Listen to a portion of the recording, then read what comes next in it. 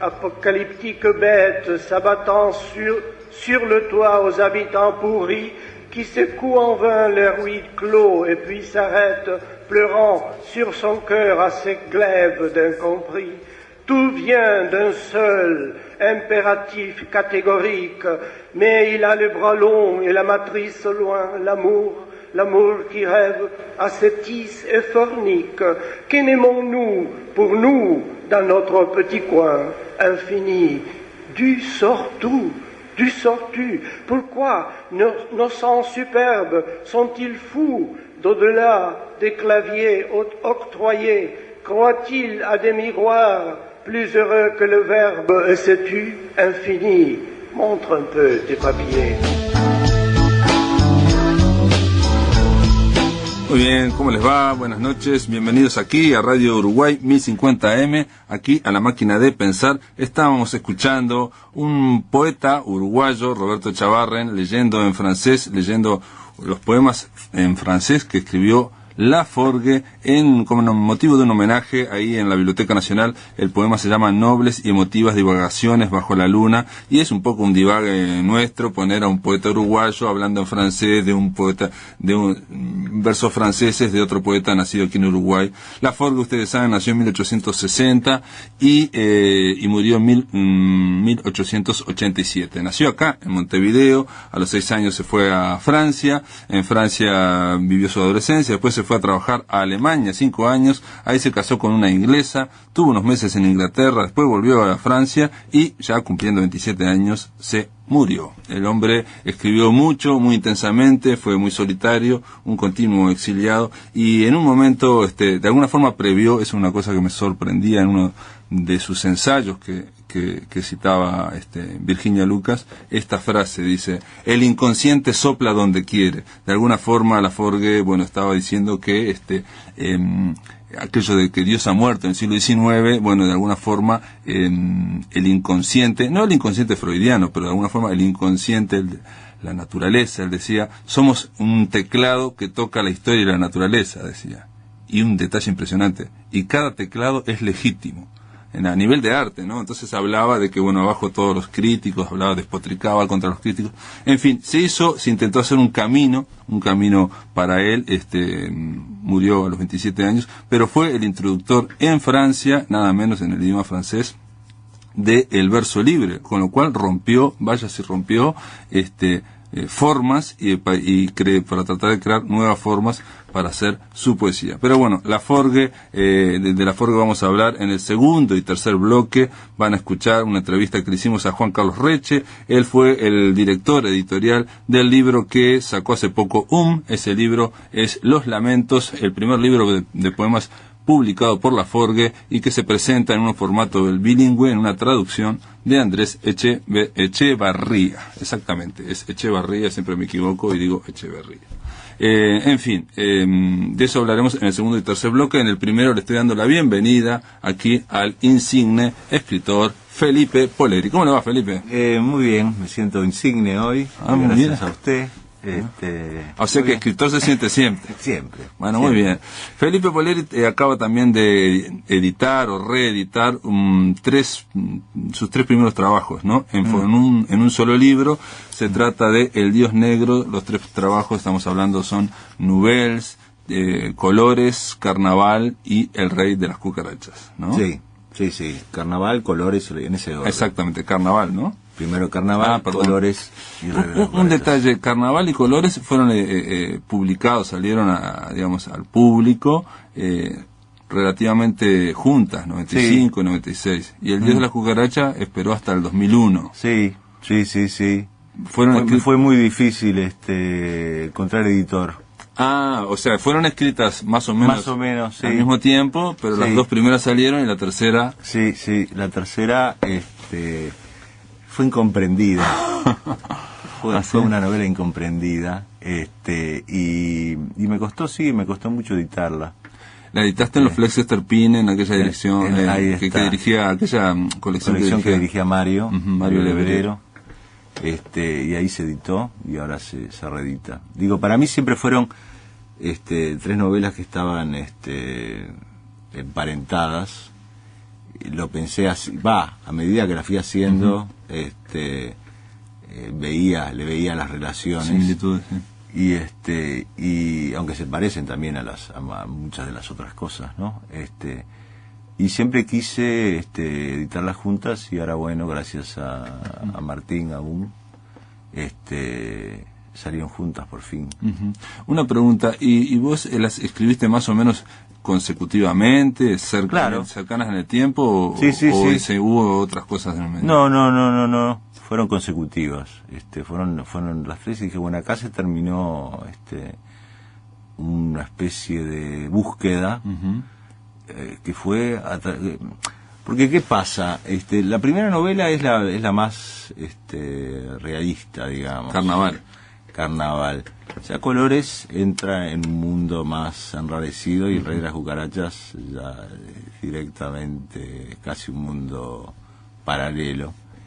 Y o por lo menos que en las dos últimas, por lo menos el protagonista no sabe si está en la realidad a veces, claro, o se sorprende hablando de la realidad y uno le dice, no, mira que es un sueño, ¿no? Claro.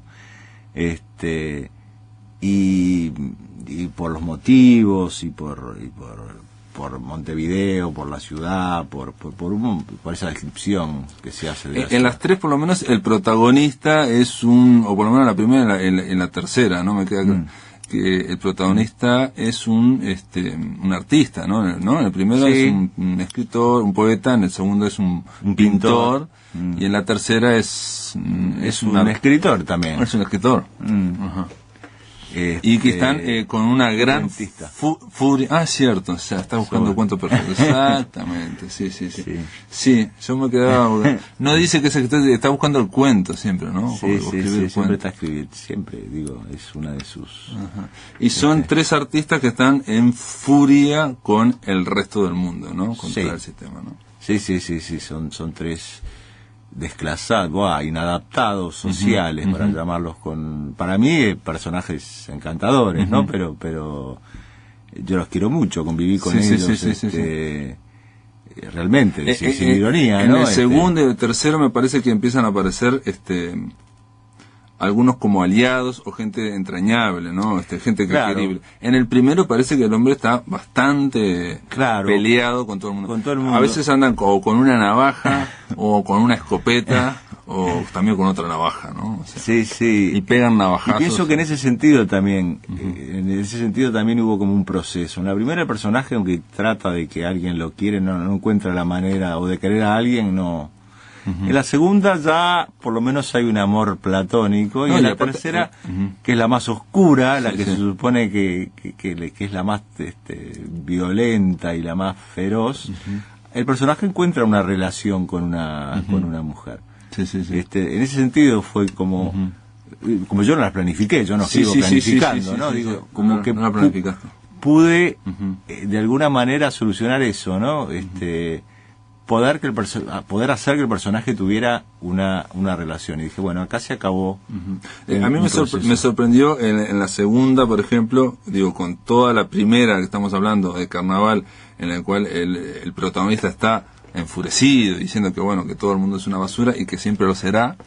En la segunda, sin embargo, comienza ya entrada hablando del padre que se acaba de morir o no sé qué, pero es un gran padre, es alguien entrañable, o sea, hay una gran relación, por más que asistimos a la muerte, sin embargo, queda claro que ese protagonista de Colores quería a alguien muchísimo, ¿no? Claro. El primero no, aparentemente no, que podía querer a nadie, digamos, claro. No había conseguido querer a nadie, ¿no? Seguro. Es esa evolución la que me interesó. La que me fue, la que pude escribir, digamos, porque mi intento era ya hacerlo en Carnaval, no salió. Después probé en Colores, bueno, el romance ese que platónico que tiene, y no tan platónico, después que tiene con una mujer, se va al carajo. En cambio, en el tercero sí pude hacer que el personaje quisiera a alguien, ¿no? Alguien que no era el padre, sino tener una relación más madura, digamos, ¿no? No, y sobre todo que aparezca también otro personaje aparte del principal, ¿no? En la primera es evidente que hay Estamos hablando de que hay un protagonista que es es el que absorbe, el que ve todo, el que cuenta todo, son las tres en primera persona, ¿no? Sí. Pero los personajes que aparecen, aunque aparezcan los padres, aunque aparezcan personajes, siempre es una relación, o una mala relación, o una relación hostil directamente, ¿no? Sí. En la segunda ya eso no se da, y en la tercera, aunque también los tres personajes son muy hostiles, ¿no? Felipe, y para reeditarlas y sacarlas en un mismo libro que se llama El Dios Negro, ¿las volviste a leer? ¿Las corregiste? No. ¿Respetaste o no las tocaste? No las toqué. Y vas a ver que en la segunda aparece un personaje que está en la tercera. Aparece la muchacha, así, son 3 frases que aparece en la tercera novela. Digo, eso no fue planificado, simplemente a medida que fui escribiendo la tercera, fue ese el personaje femenino que con que el protagonista se entiende. ¿Pero las leíste, por ejemplo, o no? ¿Tampoco las leíste a las 3? Ahora, para ver cómo las ves ahora, después de, estamos hablando de 20 años. Sí, casi 20. Sí, las leí, sí, me gustan. O sea que las toleraste. No, estoy muy contento con esas novelas. Digo, así como hay otras que tuve que tiré a la... Cuando publico algo estoy bastante convencido, ¿no? Así como otras las tiro a la basura directamente y a otra cosa. Y tuve muchas que estuve años trabajando y dije, no, bueno, rescaté material, ¿no? Pero la canibalicé después con eso. Pero sí, yo cuando publico es que estoy convencido, si no. Y al leer, además lo que me digan, ¿no? Porque también está eso de dar, que los demás también me den un visto bueno, ¿no? Sí, aparte una retroalimentación. Claro, también, que ¿no? me digan, ¿no? Sí, pues yo pienso que está bien, pero ¿qué pensás vos, no? Tengo varios ahí personas. Antes de editarlo. Antes de editarlo tengo varios mártires ahí, varias víctimas que se ven obligados no solo a leerlo, sino a ser sumamente duros con lo que les doy, ¿no? Porque la gente, viste, yo que sé, sos amigo a veces, ¿no? Pero no, esos son malvados. Entonces, pero digo, con esa misma mirada y con la distancia que te da el texto, 20 años o casi 20 años, uno ya lo ve como muy parecido a lo que es el texto en realidad, y no lo que no lo que tenía en la mente cuando lo escribió. Sí, no. Para mí para mí es como si los hubiera escrito ayer. No siento que haya una distancia, para nada. ¿Y no le arreglarías nada ni le cambiarías nada? No. El único cambio que hice, ahora que pienso, es en un momento que dice que habla de la biblioteca en colores, y le puse la biblioteca donde trabajaba para que quedara. Ese fue el único toque donde trabajaba, para que no apareciera en una biblioteca. Sí, después se veía que era el que trabajaba, pero se aclaraba. Para aclarar. Después no, porque además digo, fueron muchos años.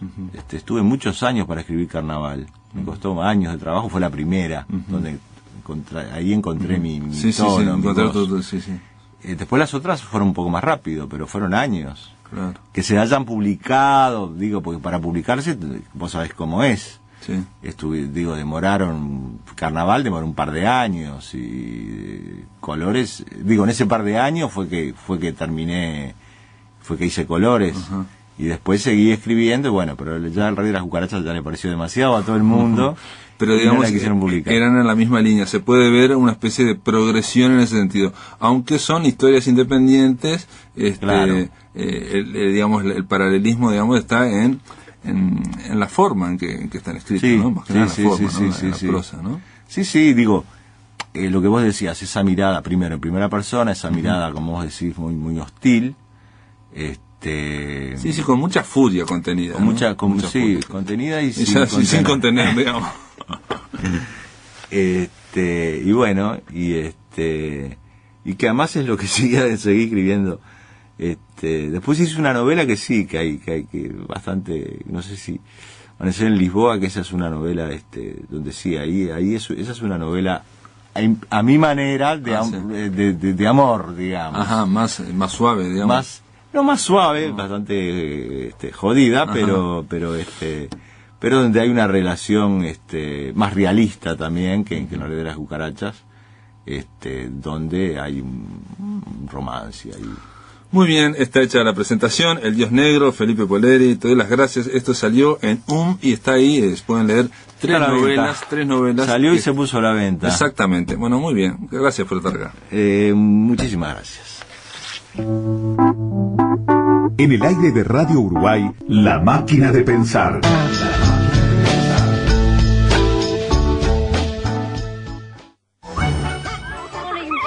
Un centro de educación en la primera infancia debe funcionar en un local habilitado y protegido. Elegí centros educativos autorizados por el Ministerio de Educación y Cultura. Cuidarlos también es educarlos. Informate en www.mec.gov.uy.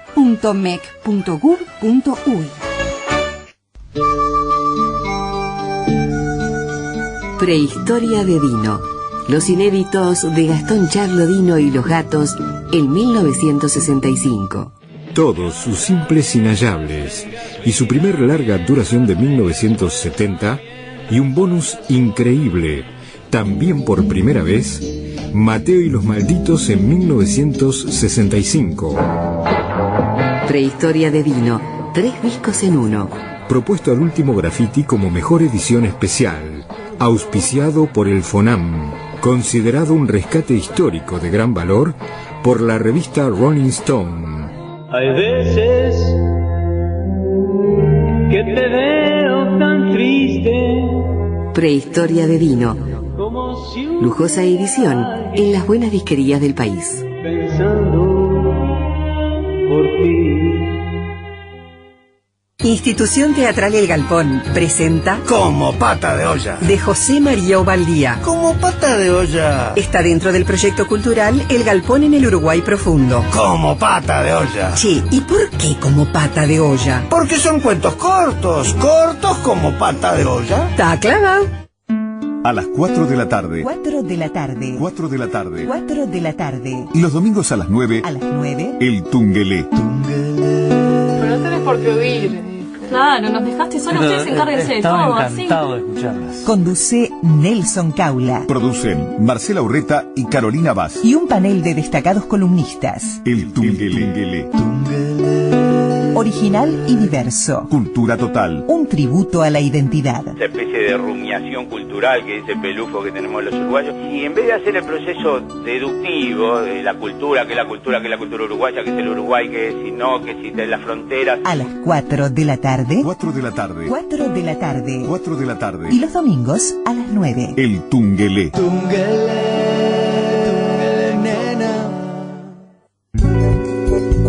Julio, vacaciones y Sala Citarrosa. Lunes 5 y martes 6, Papagayo Azul presenta Para escucharte mejor. Del miércoles 7 al viernes 9, El secreto de la yerba mate. Siempre a las 15:30, Sala Citarrosa.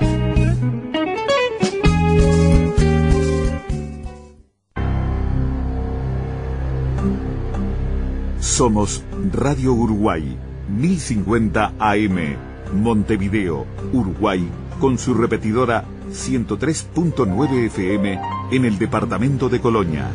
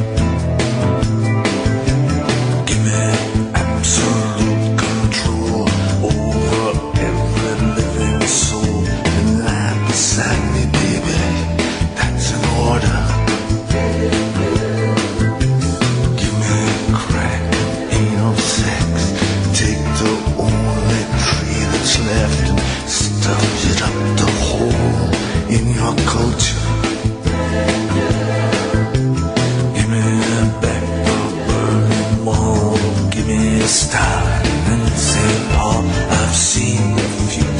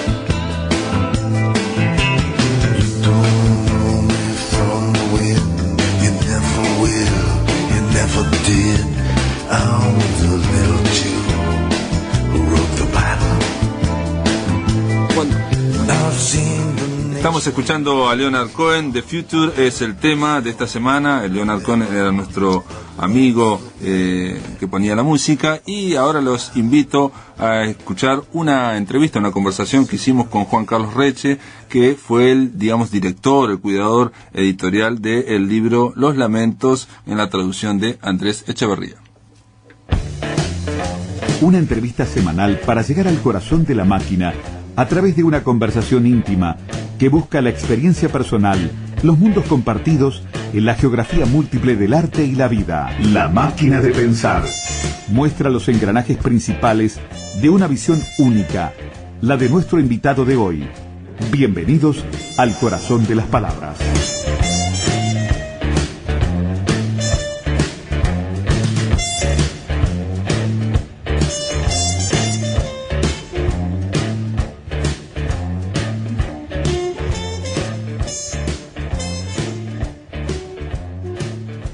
Bueno, estamos recibiendo hoy en la máquina de pensar a un poeta, traductor y editor español que vive con nosotros aquí en Uruguay. Él es Juan Carlos Reche. ¿Cómo andás, Juan Carlos? Hola, buenas tardes, muy bien. Juan Carlos Reche es español, es cordobés, nacido en Córdoba. Ajá. Se le nota un poco en la forma de hablar. Es director de la colección No Me Olvides, una colección nueva que publica la editorial y cuyo primer título, o sea, la inauguración, es Los Lamentos de Jules Laforgue, de Laforgue. Está editado por Andrés Echeverría. Se trata de una traducción de la obra completa Los Lamentos de Laforgue, ¿no? Sí, Los Lamentos, de hecho, fue su primer libro de poemas, y es curioso el origen de este libro, porque si bien existen algunas ediciones anteriores en español, nunca antes se había traducido de manera completa en castellano, nunca se había traducido todos los poemas. Existen algunas traducciones mutiladas, como aquella de Lasso de la Vega de los años 20, que se llama Los Lamentos, pero que falta como la mitad del libro. Sin embargo, esta es la primera vez que sale en bilingüe, en francés y en español, y exenta, o sea, en un solo volumen. Eso te iba a preguntar, ¿por qué era exenta? Exenta quiere decir que si usted quiere comprar Los Lamentos en una edición sola, es el libro. Puede ir a unas obras completas, a una selección, pero quiero decir, el interior con la tapa es 60 solamente. Dice Andrés Echeverría en el prólogo, en el estudio preliminar, de Jules Laforgue, ya cuenta con diversos traductores al español, ¿no?, en toda su historia, entre los que pueden mencionar lo que acabas de hablar vos: Rafael Lasso de la Vega, Manuel Álvarez Ortega, Luis Martínez de Merlo, Alfredo Rodríguez López Vázquez o a Juan Bravo Castillo, entre otros. Una versión completa de Le Complaints en español, sin embargo, no es fácil de encontrar, por lo que el presente libro constituye un aporte a este poeta, ¿no? Sí, viene a completar un poco el panorama de la obra de Laforgue en castellano. Las ediciones que están disponibles, las más conocidas es aquella que está en la editorial española Hiperión, que es imitación de Nuestra Señora la Luna, con el Concilio Feérico y los últimos versos, que son los poemas en los que Laforgue introduce el verso libre en su obra, y fue uno de los precursores en la literatura francesa. Y otros son sus poemas inéditos, que están editados por la editorial Pretextos, El Sollozo de la Tierra, sus primeros poemas, los primeros poemas antes de Les Complaints. Y entonces este era su primer libro, que los editores teníamos esa deuda pendiente con Laforgue, que ahora por fin queda saldada, y en el país, en la tierra donde lo vio nacer. Decime, Juan Carlos, vos sos el director de esta colección, que se llama No Me Olvides, y ¿cuál sería el papel del director de la colección en este caso? Pues el papel del director de colección es la de decidir los libros y acompañarlos desde que se decide que se va a publicar hasta que sale. En cierta manera sigue todos los pasos. En el caso de una traducción, acompaña al traductor a revisarla, le hace sugerencias, le hace ver sus aciertos para que siga por ahí, enfoca cómo trabajar el prólogo, y en el caso de autores en sí, pues busca el libro, busca el momento adecuado para publicarlo, lo pide, Y luego también acompaña lo que es el diseño interior del libro, de que los poemas convivan de la mejor manera posible y no tenga una maquetación estándar, por así decirlo. Y luego, por último, lo más importante, acompaña al libro en la calle. Una vez que está vivo, lo hace llegar a las manos de los críticos que mejor pueden leerlo y le sigue su difusión en prensa, en librerías. Y, de todas formas, yo creo que hay un trabajo ahí muy importante, por ejemplo, en lo que decías de la maquetación o del diseño interior, de darle una forma que no sea la estándar o que no sea, digamos, un tratamiento burocrático de un libro más, ¿no? En una serie larga como es la industria editorial, ¿no? Y que es generalmente lo que vemos, no solo en los libros de poesía, que quizás la poesía se trata un poco más con más cuidado, sino que lo vemos en los libros de narrativa, ¿no? O sea, la idea de que es casi una fábrica de chorizos y aquello va saliendo, los libros van saliendo y el papel del editor como que va disminuyendo directamente, se limita a ser un supervisor del libro. Sí, de hecho, por ahí quedó escrito que maquetar un libro de narrativa se puede hacer en algunas ocasiones perfectamente en una tarde, ¿no? Porque no es tan complicado como un libro de poesía. Y sobre todo, este libro en concreto de Lafort, que tiene muchas sangrías, muchas tabulaciones, muchos cambios estróficos, porque en cierta manera Lafort, al haber sido alumno de Mallarmé y al haber introducido el verso libre, iba por ese camino de la poesía en el espacio, no tanto la poesía en el tiempo, sino también la poesía en la página. Todo el elemento visual es algo que fue muy importante para nuestro poeta y nosotros hemos querido respetarlo tal cual. Por eso nos basamos en la edición canónica francesa de la editorial Gallimard y la reprodujimos fielmente y luego igualmente en francés como en español y le dimos el mejor aire posible para que sea un libro agradable de leer, si bien largo, que es un libro de unas 250 páginas, que al lector no le resulte un libro pesado, sino todo lo contrario. En el caso de Lafort, al incurrir o al crear en verso libre, también obviamente le da importancia al espacio en blanco, ¿no? O sea, juega con el espacio en blanco de la propia página. Sí, exactamente. Sobre todo esto se ve más en sus últimos versos, que esos están recogidos en la edición de Hyperion. En nuestro caso en concreto juega mucho con el concepto de darle la vuelta al clasicismo, darle una vuelta de tuerca más, siempre de la mano de su ironía, de su sarcasmo, etcétera. Y bueno, aquí estamos viendo los poemas con casi algunas estrofas parecen casi caligramas, ¿no? Dice Andrés Echeverría también en el prólogo, en el estudio preliminar, dice, al final, culmina su estudio diciendo que bajo la atenta supervisión de Clara Yangurde y Juan Carlos Reche me he zambullido en los versos de Lafort para hoy exponer este paciente trabajo. Se refiere obviamente a la traducción. ¿Qué papel tuviste vos en la traducción? Pues el mío fue como fue un trabajo que Andrés Echeverría comenzó hace como 3-4 años, como decía el otro día en la Biblioteca Nacional. El mío ha sido la de actualizar un poco en las traducciones con respecto al momento de hoy, el 2010, y también verlas en un contexto general del libro. Es un libro muy extenso, de 250 páginas, y donde es posible que en un momento caiga la intensidad, por así decirlo. Entonces ha sido la de estar alerta con él, la de intentar buscar, cómo no, las rimas, todas esas rimas bufonas, sarcásticas, graciosas que tiene Lafort, sobre las cuales se sustenta su poesía, pues siempre 4 ojos ven más que 2, ¿no? Y también en el tema del oído, ¿no? Proponerle pero sobre todo la edición está firmada por él y él es el que ha hecho el trabajo. Se nota viendo el libro simplemente como objeto que está cuidado, ¿no? Se trae de la tapa, hay un juego entre las solapas también que genera un círculo rojo, ¿no? Un círculo, me vas a decir que no es rojo, que es de un color especial. Es un burdeos, yo creo, ¿no? Tipo vino, ¿no? Sí, exactamente, es color tanat. ¿Y cómo llegaste a Lafort vos? Mi pregunta viene por este lado.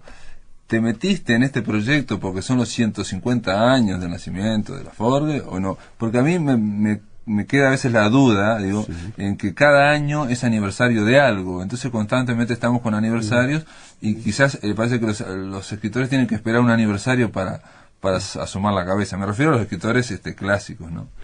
Bueno, el hecho de este libro de Laforgue, ya comentaba antes que hace 3-4 años que Andrés lo venía trabajando, y ya hacía unos meses que estaba en la comisión de lectura de la editorial, en y Estuario. Entonces el editor, Martín Fernández, no sabía muy bien qué salida darle. Entonces le daba un poco de pena que un libro de tal calibre se quedara en ciertas maneras dentro de Uruguay.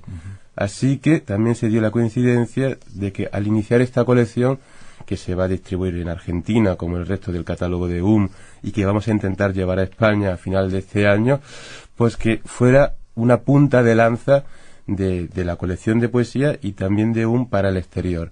Y entonces siempre una traducción es siempre una excelente carta de presentación, tanto como un autor local, sino más, porque habla del cosmopolitismo y de la visión abierta del concepto de edición. No es que yo voy a llevar fuera un autor uruguayo sí o sí, puedo llevar eso, puedo llevar otra cosa. En este caso Laforgue, que nació aquí y que es un clásico indiscutible, pues me pareció, como ya te dije, una indiscutible tarjeta de presentación. ¿Y qué vía va a tener en España esto concretamente? Pues ahora mismo estamos cerrando la distribución con 2 distribuidoras, y posiblemente a final de año o a principios del próximo, cuando la colección sea un poquito más adulta y tenga 3, 4, 5 títulos, pues lo distribuiremos junto con otra parte del catálogo de narrativa y también con los clásicos que están en como el propio Torres García y no sé, Mario Lebrero, por ejemplo. Y esperemos que vaya muy bien. Es un paso muy importante, porque si no es la única, es prácticamente la única editorial literaria que distribuye en Argentina, pues con este paso, con este salto de hacerlo también en España, es muy importante, ¿no? Muy significativo. ¿Y qué espacio le ves a Laforgue, digamos, dentro de la literatura, dentro del conocimiento que se tiene de la literatura? A mí me da la impresión que Laforgue, por ejemplo, aquí en Uruguay, creo que es muy, pero muy poco conocido. Creo yo, tengo una sensación. Hace poco, el año pasado, cuando estuvo Luis Eduardo Aute, le comenté, le di un libro de Andrés Echeverría, precisamente sobre Laforgue, el anterior, y Luis Eduardo Aute se sorprendió de que Laforgue fuera uruguayo. Dijo, y me dice, le cae bien porque es un poco irónico esa ironía. Pero él tampoco lo conocía por su conocimiento de la literatura francesa, ¿no? Sí, muchas veces es lo que sucede con los clásicos, que uno conoce algo. Esa es realmente una de las definiciones que más me gustan de lo clásico. Uno conoce algo y porque lo ha conocido en el pueblo, en la calle, por su familia, por cierta tradición que puede ser oral o no, o por ejemplo, por la radio, y no sabe de quién es, pero sin embargo conoce el contenido o conoce lo que aportó. Ese para mí es una de las cosas por las que merece dedicarse al arte, ¿no? Es una de las maneras más hermosas de ser inmortal, ¿no? Que se conozca tu obra y no se conozca tu nombre. Supongo que Laforgue, que murió a los 27 años, debe estar más que orgulloso de eso, y de que haya otras, y que se inserte dentro de una tradición, y que haya sido punta de lanza de una tradición donde hay otros enormes escritores como R. Pound, T.S. Eliot o Robert Balser, del que últimamente no se está trayendo a colación, pero que forma parte de esa cadena en la que Laforgue es un eslabón imprescindible. Pues supongo que debe estar muy contenta de que lo que él propuso a su realidad, a su presente, a su sociedad, un siglo después se siga trabajando, se siga leyendo. Obviamente, el hecho de que sea para mayorías o para minorías la producción de una obra es un tema, a mí me parece, de segundo orden. Pero no, te preguntaba concretamente dentro, digamos, de la gente que sabe de literatura en España, si es muy conocido. A mí me da la impresión de que no es demasiado tampoco conocido. El Laforgue es conocido en el campo de los lectores de poesía, que es totalmente otro que el de los lectores de narrativa. En el campo de los lectores de poesía, el Laforgue, desde luego que es muy conocido, sobre todo por estas ediciones que ya te comentaba antes, de la editorial Pretexto, de la editorial Hiperión, pero también por su parte de narrativa, por su excelente libro Berlín, Villa y Corte, por su novela Estefanía Basileu, que las dos están traducidas en castellano y también en España, y bueno, por todo su perfil, ¿no? Por lo que presenta, por su socarronería, por su, digamos, su visión fresca y moderna, ¿no? Que parece moderna. Por el desparpajo, por su manera de ser él mismo, de no tener prejuicios, y sobre todo de hacerlo dándole esa vuelta al clasicismo, ¿no? Porque ese es el verdadero aporte de Laforgue, ¿no? Ser un atrevido, pero dentro de un molde clásico. Darle la vuelta a lo clásico para ser moderno. Esa es la verdadera definición del moderno, ¿no? Bueno, muy bien, después de la pausa continuamos aquí en La Máquina de Pensar hablando con Juan Carlos Reche. En el aire de Radio Uruguay, La Máquina de Pensar.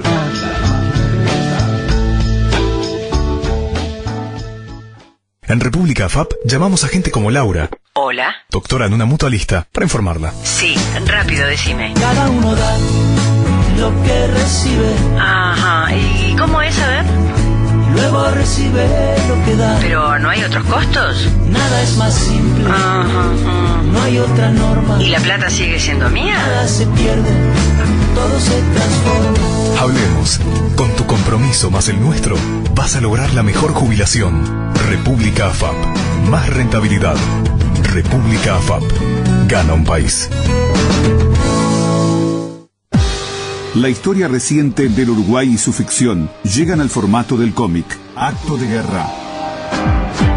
Una creación de Rodolfo Santulo y Matías Vergara. 4 historias ambientadas en los tiempos de la dictadura uruguaya. 4 anécdotas transformadas en ficción. 4 relatos de compromisos y violencia generadas a partir de historias reales. Acto de Guerra. Una novela gráfica de Rodolfo Santulo y Matías Vergara. Ganadora de los fondos concursables 2009. Edita Grupo Belerofonte. Distribuye Orbe Libros. Todos los lunes, a partir de las 21 horas, Radio Uruguay abre un espacio para mirar la realidad desde otra perspectiva. Bancada Femenina. El aporte y la visión de las mujeres que ocupan cargos de representación a nivel nacional y departamental en el debate de los temas que marcan el presente y el futuro de nuestro país. Bancada Femenina. Con la conducción de Magela Camelo, todos los lunes, a partir de las 21 horas, por Radio Uruguay, 1050 AM, y su repetidora en Colonia, 103.9 FM. Bancada Femenina. Con otra sensibilidad. Para todo el país. Hola, soy Andrea Davidovich, actriz de la Comedia Nacional, y te invito a ver... Roberto Zucco, de Bernard Marie Coltés. Dirección, Alfredo Goldstein. Teatro Solís. 19 únicas funciones. Comedia Nacional. Temporada 2010.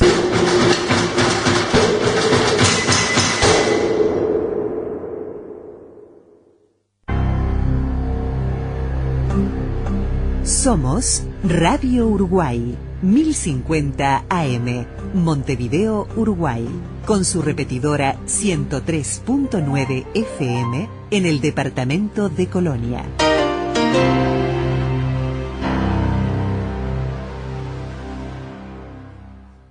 Atención, charlas, entrevistas o columnas que te perdiste o que querés volver a escuchar, las encontrás en el blog de La Máquina de Pensar. Ingresá a piensamáquina.blogspot.com y bienvenido al corazón de las palabras. Continuamos aquí en La Máquina de Pensar con Juan Carlos Reche. Él es poeta, traductor y editor. Es director de la colección No Me Olvides, que se publica dentro de la editorial y que comienza con este libro, Los Lamentos de Jules Laforgue. Está hecho... no comienza. Dice, sí, comienza. Dice acá, sí, Jules Laforgue, los Lamentos va a ser el primer libro. Que ya está en la calle. Pero ya tienen, entre otros libros previstos, uno de Arturo Carrera, Fastos, sí. Osvaldo Aguirre, Campo Albornoz, Jorge Medina Vidal, Poesía Escogida, y Carlos Pardo, Poesía Reunida. Yo tengo que declarar ignorancia de Arturo Carrera, Osvaldo Aguirre y de Carlos Pardo. Sí, si quieres que te acompañe, te los presento. Sí, digo, en su momento cuando se editen los libros, los traemos aquí y conversamos, ¿no? Y lo leemos. Pero en este caso estamos hablando de Jules Laforgue, Los Lamentos, que es el primer libro de esta colección No Me Olvides. Juan Carlos, vos sos cordobés, sos español, estás viviendo aquí en Uruguay. ¿Cómo fue el pasaje? Sos licenciado en Filología Hispánica, hiciste un doctorado sobre el poeta argentino Roberto Juarros, Viviste en Roma, en Lisboa, y ahora vivís en Montevideo. Y tenés experiencia de los dos lados del mostrador, ¿no? Sí. Por un lado, como poeta, has publicado plaquettes, has publicado 2 libros de poemas, y ahora estás del otro lado del mostrador, me refiero, como editor, que es el que selecciona, o sea, la figura del editor es una figura compleja. Sí, como director de colección, exactamente. O como director de colección, bueno. Me gusta decir como editor de mesa, que editor de mesa es aquel que agarra el libro y lo suelta al imprentero y luego lo vuelve a agarrar hasta que llega al lector, ¿no? Editor de mesa es aquel que trata con el texto, más que con las personas, pero sobre todo con el texto, desde que nace hasta que se imprime. Pero trata con el texto con un sentido literario también, ¿o no? Con una aproximación literaria, no meramente de que no haya un error o meramente de que no haya correctoras. Coordina todas las tareas de la edición moderna de hoy día, desde la corrección ortotipográfica hasta la corrección de estilo, pasando también por la revisión. En nuestro caso, al ser por una editorial joven, no tenemos demasiado presupuesto, o el editor no tiene demasiado presupuesto para hacer, por ejemplo, una revisión de traducción o de estilo bastante específica, entonces me he encargado yo en la manera, ¿no? Desde eso hasta la vida en la página, ¿no? Una de las características de No me olvides es que cada libro hasta ahora va teniendo una diagramación interna distinta. Que va teniendo una maquetación, una caja que es distinta para que el poema luzca lo mejor posible, ¿no? Y desde el punto de vista de la letra, la tipografía de la letra, ¿se mantiene la misma tipografía? Sí, es una tipografía que adquirimos para la colección, que nos pareció, bueno, como te decía antes, yo creo que una de las características de lo moderno es tener un pie en el pasado y otro en el futuro, ¿no? Por ejemplo, la tipografía tiene cierto aire un poco clásico, pero sin embargo es actual, totalmente contemporánea, ¿no? Al igual que la tapa, ¿no? Conserva un poco. Sí, sin duda, esto del círculo, esto parece remitir a una diagramación más bien clásica. Me refiero al comienzo del libro, ¿no? Sí.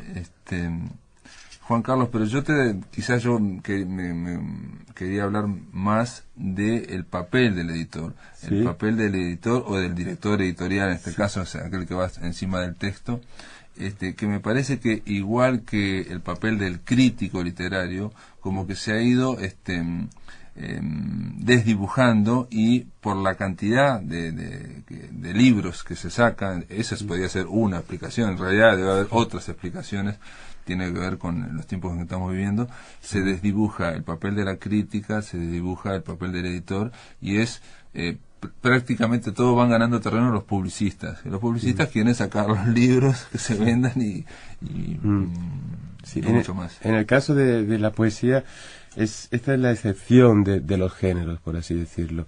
Los libros de poesía son libros que no van a ocupar un espacio en las vitrinas ni tampoco en las mesas de novedades, sino en los estantes, en los anaqueles, en las baldas de las librerías, en la sección de poesía, ¿no? Y entonces, en cierta manera, son libros de fondo los que estamos haciendo.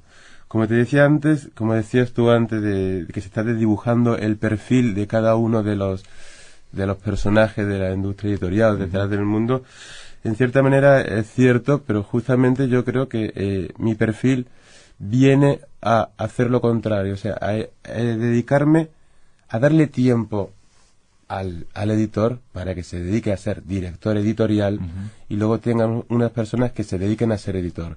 ¿Qué significa ser editor? Editor significa editar el libro, y ser editor de mesa significa estar detrás del libro, el que coordina los trabajos de las demás personas que trabajan en la editorial, el que dialoga con el diseñador, el que dialoga con el diagramador, el que dialoga con el corrector ortotipográfico, el que dialoga con el corrector de estilo, con la imprenta también. Con la imprenta, el que propone ilustraciones y etcétera, ¿no? Es el coordinador. Que eso es lo que yo creo que le termina dando todo ese cuidado se termina reflejando en el libro. A nivel de narrativa, por ejemplo, todavía quedan editores, por ejemplo, pienso en Jorge Herralde en España, que uno puede mirar su catálogo y decir, bueno, aquí hay alguien atrás, ¿no? Aunque no fuera Jorge Herralde, digo, hay una intencionalidad, hay un estilo, algo, hay un cuidado.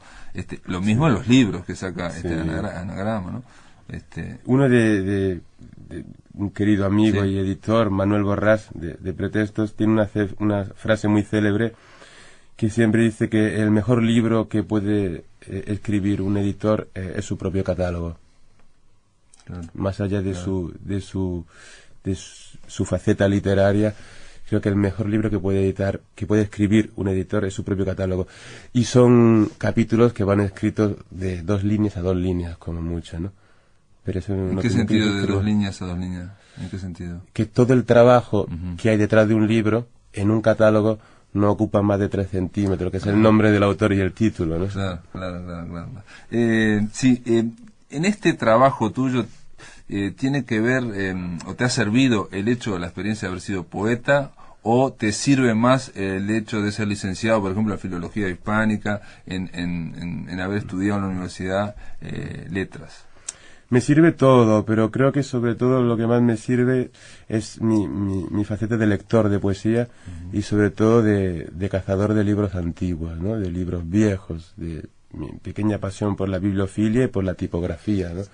Yo creo que he aprendido tanto en Tristán Narvaja como en la universidad en Córdoba, porque decía, por ejemplo, Andrés Trapillo, que ver libros es muy importante para saber hacerlos, pero que también, sobre todo, lo es leerlos, para familiarizarse, para ir viviendo el interior de las cajas, de cómo te habla el espacio, cómo te habla la tinta, y no solamente cómo te hable el texto, ¿no? Como lo que sucede cuando tú vas abriendo un libro o un manual, qué le va pasando a su lomo, si te va pesando, cómo vas notando que el peso de la mano izquierda se va cargando y va desapareciendo el peso de la mano derecha y luego va pasando al contrario, ¿no? Creo que es importante leer el libro para aprender a hacerlo. De igual manera, mis estudios en filología me han ayudado, por supuesto, como decíamos antes, a perseguir a los autores hasta obtener el resultado que a mí me parece correcto, ¿no? Escribiste, por ejemplo, El maletín de la pantera rosa, poesía experimental. El haber jugado con la poesía experimental, que yo no lo leí, obviamente no sé si hay un juego tipográfico, ¿no? en esa plaquette, ¿también te ayudó? Sí, esa era una plaquette de hace ya como 12 años de poesía visual y fotografía de poemas a objeto. Pero sí, el hecho de toda la poesía experimental, todo lo que supuso, me ayudó a romper el molde para volver a empezar de nuevo, ¿no? O sea, hace 12 años hice mis escarceos con la poesía experimental y ahora estoy editando algunos clásicos, ¿no? Por supuesto que me ayudó.